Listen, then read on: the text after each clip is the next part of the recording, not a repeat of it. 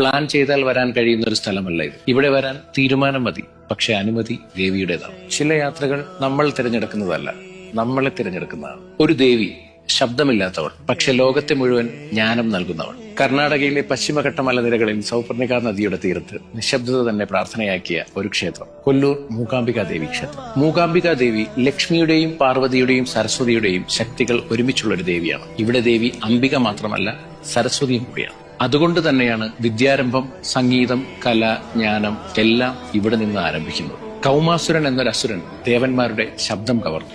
പ്രാർത്ഥനകൾ പോലും നിശബ്ദമായി. അപ്പോൾ ദേവി അവതരിച്ചു, അസുരനെ വധിച്ചു, ലോകത്തിന് ശബ്ദം തിരികെ നൽകി.